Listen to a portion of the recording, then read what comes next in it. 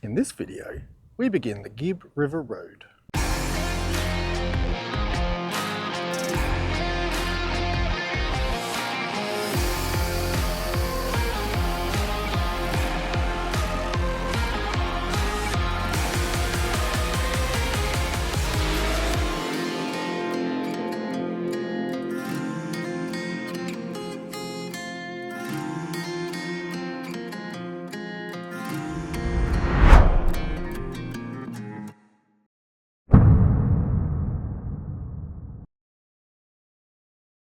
Again, this is the last evening of our stay at El Questro. This will be our third night here. We got a powered caravan site up near the station, which has been not too bad. I just wanted to quickly talk about what we've done at El Questro and what we think about it. So, where do we begin? We arrived in the afternoon, and basically that day we just came and we set up, really. Yep. And had showers and enjoyed having power and water and all things basic. The next day we went out to Emma Gorge, which is a highlight actually. It was beautiful swimming pool at the end of it. The walk was mildly challenging but not terribly difficult. It was only mildly challenging in that it was rocky underfoot. It wasn't actually steep or difficult or it was just rocky, so uneven ground, really. And the swim at the end of it was well and truly worth it because there were the water temperature, even the cold water temperature, was just magnificent. But there was some thermal water coming into the side of the on the right-hand side. The right-hand side, which was significantly warmer. This on the side of the pool at Emma Gorge, little warm spring. Delicious. Yeah. In fact, we pointed that out to quite a few different people while we were up there. That hadn't obviously read the literature that we were.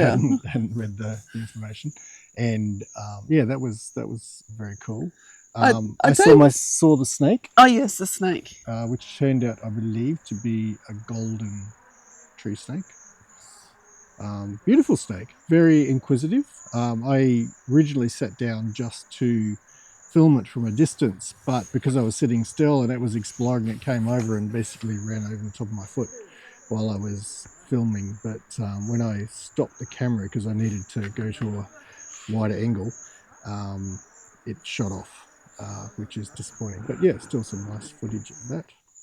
I'd say one thing is that our first day, our day at Emma Gorge, was the first time this holiday would actually come across like people. So that just in terms of since we left home, everything else we've seen has been quite remote, and suddenly we come across people. And this is still remote. It's just got people. Yeah, a lot of people. Yeah, well, like you go. They say when you're doing, for example, Zebedee Springs, which we did this morning, get up early because if you want to avoid the crowds, get up there nice and early, which we didn't terribly because there was already a heap up there when we got there. Yeah, but even at the car park, it says if the car park is full, it means that the springs are full, so turn around and try again another time. Another day. But the car park wasn't full at Zebedee Springs, and there's lots of little different individual rock pools, so you can easily find your own little rock pool, even if there's other people around. And the temperature was just beautiful. Like, 32? 28 to 32. 28 to 32 Yeah, degrees. what's the range? As you can see, Yvonne reads all the information. I pick her brains for the facts. So it's just like thermal. It comes in through a fault line and it's just beautiful. It's only open until 12 and then it closes to the general public, and then there's a resort around here and they have exclusive use from lunch. But I have jumped ahead. Yesterday afternoon we went for a drive. Oh, we did 2 drives yesterday. Yep. We went up. One extended drive.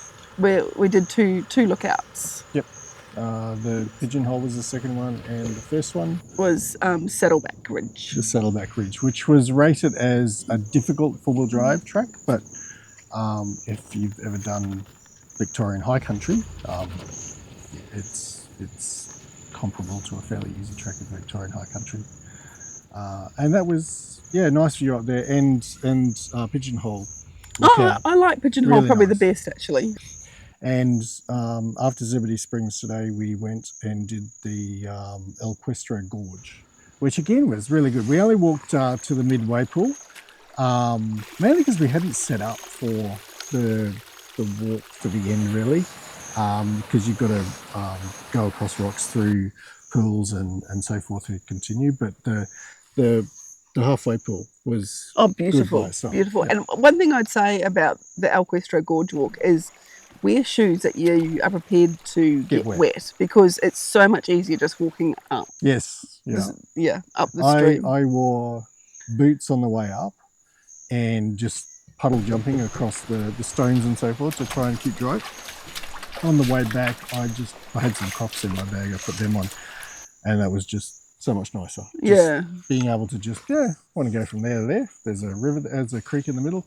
That's right. Just walk across the middle of it. Yeah, it's good. Yeah, and that was good. And so this afternoon we've come and retrieved a time-lapse camera from Pigeonhole Lookout that we set up last night, mainly to get the sunrise. Battery's totally flat, so we haven't seen that yet. We'll see what that looks like. And we're just doing a time-lapse here at the lookout here. I actually think the best thing to do would be a time-lapse at Pigeonhole for the sunset. That I reckon, of all the ones we've seen, I think that would have been the one that I think would have been the nicest to have. Would be good. But that's a very popular spot too. It is. There's a lot of people set up there with cameras last night at Pigeonhole, and tonight when we went to pick up the other one, there was a lot of people already set up. When we first got there, we were the only ones there, but by the time we left, there was quite a few. Because there's a bit of a walk on top of a ridge at Pigeonhole Lookout too, which is quite nice. You can sort of get both sides of the river coming around. And even here where we are, like the river does a big horseshoe, which is just lovely. So, it's really nice. So, in a nutshell, I'd recommend El Questro. It is expensive. It is really expensive. It is expensive to stay. But we've driven a long way, and, an extra, $50 a night above what you'd normally pay for a powered site. Compared to the fuel that's cost to get us here, let's just do it. Yeah, it's worth doing it. And the visitor permit that you need to come in here, because this is a station, it's a working station, it actually lasts for a week. So even though we've only paid for accommodation for 3 days, we've actually allowed to come in here for up to a week. So we're going to go and camp on the Pentecost, and then we can actually come back and do a day trip in here. And it's not that far down the road, really. So, we could do that too if we want to. So, it's been good. It's been good, yes. Recommend it. So, after this, we're going to head to... Well, we don't 100% know. We think we're going to stay at the Homestead Station, which is just around the corner, just on the other side of the Pentecost River. It has been recommended to us. You can free stay on the Pentecost, or you can go in and just do a non-powered site at the Homestead Station. A Homestead Station, I think it is. And Homestead. And people have really enjoyed that campsite. But it is actually really hard getting people's recommendations and opinions on things, because just everybody has such a diverse opinion on what is good, what is bad, what is worthwhile, what is a waste of time, what is difficult, what is easy. And different people have different styles of holiday. We like to go and explore the walks and so forth and look at the sites and so forth. Other people are more than happy to just sort of sit at the caravan and just put their feet up. And again, that's great. That's the style holiday they enjoy. But why drive here to do it? Well, put your feet up in a different place. Yeah. But, each their own. So, it is interesting getting other people's opinions. So you just sort of take on board other people's opinions and... make your own at the end of the day. Yeah. Spit the pips out. Yeah.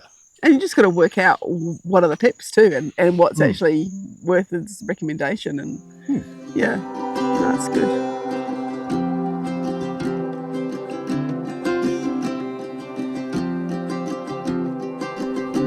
Join us in our next video as we travel to Home Valley Station, Drysdale River Station and Mitchell Falls.